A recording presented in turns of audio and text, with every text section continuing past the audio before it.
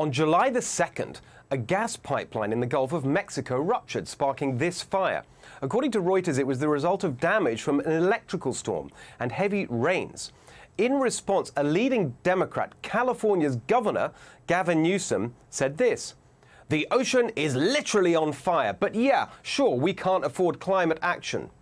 Could there be a statement that is at one and the same time as stupid, shallow, cynical, and false as that one? The ocean was not literally on fire. The gas that leaked from the pipeline was on fire, and it was put out and cleaned up within 5 hours. It had nothing to do with climate change. It was an accident. So why did Gavin Newsom lie about it? Why did he suggest that climate change was the culprit and climate action, whatever he means by that, is the answer? Because this is what Democrats do. They lie about climate all the time. And to be clear, saying that is not denying the reality of climate change. It's the Democrats who are denying climate change reality in favor of a dark climate fantasy.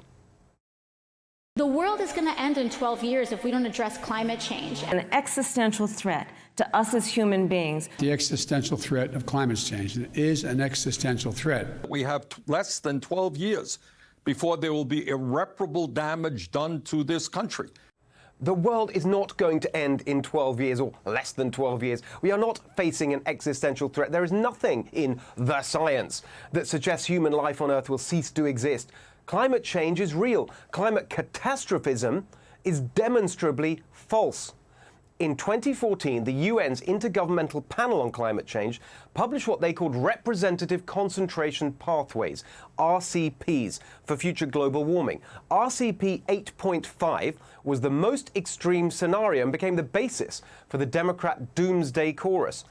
But it's wildly unrealistic. For example, it assumes a 5-fold increase in coal burning, more than some estimates of total coal reserves. In 2020, climate scientists in Nature magazine called out the catastrophism. They said, stop using the worst-case scenario for climate warming. Even David Wallace Wells, who wrote a book called The Uninhabitable Earth, now says, we're getting a clearer picture of climate change and it's not as bad as it once looked. He called on climate advocates to be less alarmist. And yet the media, complicit in the Democrats' climate lies, hype up every single thing they can to stoke the sense of impending doom. They call it a climate crisis, but they're manufacturing a climate of crisis. Concerns are growing that the high temperatures could cause more devastating wildfires. We are in a historic drought here in the West. Yeah. The Pacific Northwest battles a climate crisis. Era of climate emergency. I believe we are in a climate crisis. This is the last shot this country has to deal with the climate crisis. Our last shot. Where have we heard that before? Oh, right. 15 years ago, when Al Gore said we had 10 years left. They're no different to the people they mock, like evangelist Harold Camping, who predicted the end of the world on September the 6th, 1994. And when it didn't happen, just changed the date. The Democrats' climate cult takes a real issue and turns it into a fear-mongering caricature. Yes, there is a drought, but water shortages are a man-made problem. In California, the reservoir system is designed for a climate with frequent droughts. 2019 was a wet year. The reservoirs were full, actually at 128% of average, with enough water for 5 years. But just 2 years later, they're telling us we have a water shortage. That's not because of the climate, it's because of mismanagement. For years, they've been flushing the water out to the ocean in a pointless bid to protect a species of fish that has barely been seen for decades. Last year, President Trump predicted this would happen, and here we are. Gavin Newsom, this week, telling Californians to cut their water use by 15%, after he wasted 50%. The left blamed climate change for wildfires, but wildfires ravaged the West long before the recent rise in temperatures. Last year, around 4 million acres burned in California. The Democrats and the media said it was proof that climate change caused the wildfires. But before European settlers arrived in the 19th century, more than 4 million acres burned pretty much every year.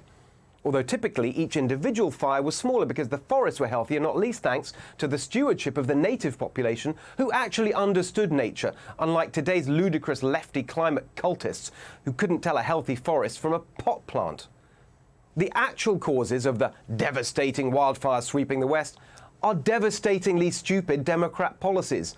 Decades of fire suppression stopping the natural burns that kept forests diverse and healthy.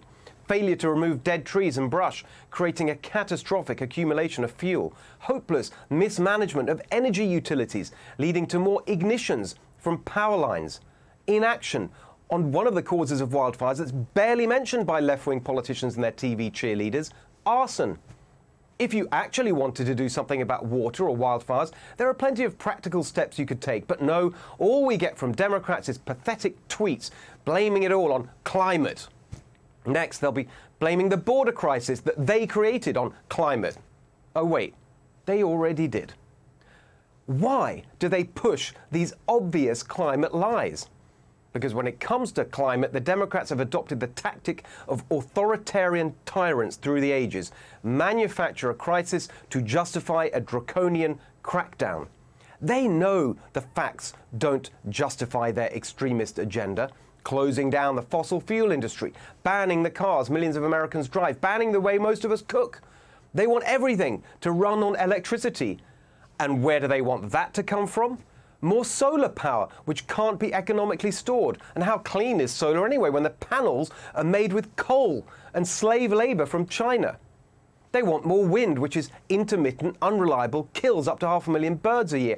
On top of that, they want to shut down nuclear power, which is the most reliable, carbon-free source of energy we've got. And guess how these climate leaders are filling the gap? In California, they're importing oil from Saudi Arabia. You can't make it up. Their entire energy and environment policy is a giant stinking slick of idiocy and contradiction. No to American oil and gas, yes to Saudi Arabia's. No to American pipelines, yes to Putin's. Make us more dependent on electricity while making electricity less dependable. Why aren't these Democrats being laughed off the stage when they preach about climate? They're not the party of science. They deny science. They deny science on the pandemic, on lockdowns, on masks, on reopening schools. They deny science on two-parent families, on kids and gender, on drug use. And above all, the Democrats deny science on climate. They blame climate change for things that have nothing to do with it. They push policies that wouldn't make a difference to it. And they block policies like nuclear power that would help. What do they know about the environment anyway? The closest most of these people have ever come to nature is dinner at the Rainforest Cafe. What a massive opportunity for conservatives. We know nature. We love nature. We want to protect and preserve and, yes, conserve nature. Let's fight back against the Democrats' climate lies, because they're not just lying about the issue. They're lying about Republicans, and we can't let them get away with it. It was Mike Braun, a Republican senator, who just introduced legislation to help farmers get paid for sustainable practices. It was Ron DeSantis, a Republican governor, who signed a $400 million land conservation bill. And it was Donald Trump, a Republican president, who signed the most sweeping conservation legislation in a generation and whose pro-growth, pro-innovation, pro-America policies lowered our carbon emissions, while the sneering, sanctimonious so-called environmentalists in Canada saw theirs go up, even with a carbon tax. Pro-conservation, pro-markets and innovation, pro-nuclear energy, above all pro-America. That's the climate revolution we need, and it's conservatives who can lead it. Hey, Sean Hannity here. Hey, click here to subscribe to Fox News YouTube page and catch our hottest interviews and most compelling analysis. You will not get it anywhere else.